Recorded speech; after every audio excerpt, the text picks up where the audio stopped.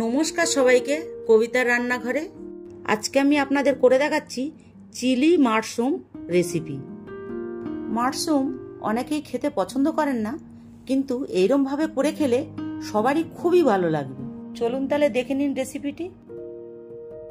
প্রথমে আমি এখানে 200 গ্রাম মাশরুম নিয়েছি। একটি করে মাশরুম নিয়ে আমি দুভাগ করে নিয়েছি। এরপর আমি এতে 2 চামচ ময়দা দিচ্ছি আর 2 চামচ কর্নফ্লাওয়ার দিচ্ছি।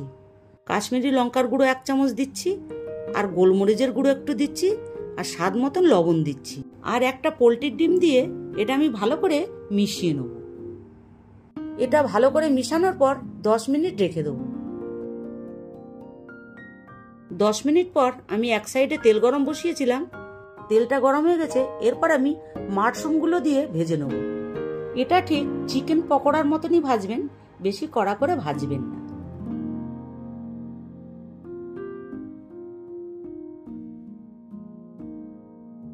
এগুলো ভাজা হয়ে গেছে, দেখুন ঠিক এইরকমই ভাজবেন।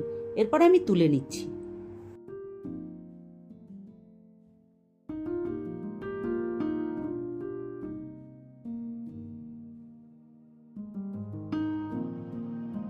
এরপর আমি তেলের মধ্যে শুকনো লঙ্কা, জিরে আর একটু রসুন কুচি রেখেছিলাম, সেটা দিয়ে একটু ভেজে নেব। এটা ভাজা হয়ে গেছে। এরপর আমি একটা পেঁয়াজ কেটে রেখেছিলাম আর একটা ক্যাপসিকাম কেটে রেখেছিলাম, সেটা দিয়ে দিচ্ছি। সামান্য লবণ দিয়ে এটা আমি 2 মিনিটের মতন ভেজে নেব। এটা ভাজা হোক, ততক্ষণে আমি একটা সস তৈরি করে নেব।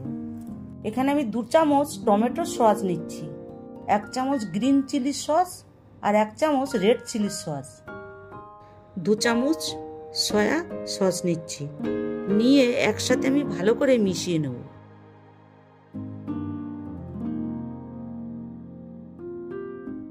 এটা ভাজা হয়ে গেছে। এতে আমি একটু আদা কুচনো দিচ্ছি আর কয়েকটা লঙ্কা দিয়ে দিচ্ছি, একটু কাশ্মীরি লঙ্কার গুঁড়ো দিচ্ছি, দিয়ে একটু ভেজে নেব। 1 মিনিট ভাজার পর যে সসটা আমি তৈরি করে রেখেছিলাম সেটা দিয়ে দিচ্ছি। এইটা দিয়ে আরো 2 মিনিটের মতন ভেজে নেব।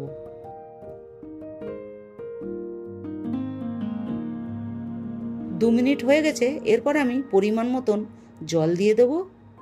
জল দিয়ে এটা 1 মিনিটের মতন ফুটবে।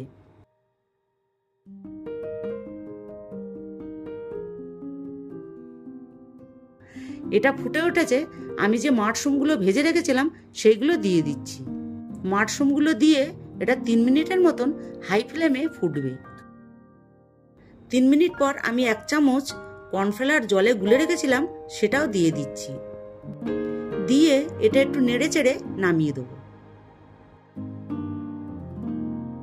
আপনারা এরকম ভাবে মাশরুমের রেসিপি অবশ্যই একবার করে খেয়ে দেখবেন, যা খেতে খুবই ভালো হয়। একবার খেলে বারবার খেতে ইচ্ছা করবে। রেসিপিটি ভালো লাগলে লাইক, শেয়ার, কমেন্ট করবেন এবং নতুন নতুন রেসিপি দেখতে পাওয়ার জন্য অবশ্যই আমার চ্যানেলটিকে সাবস্ক্রাইব করবেন।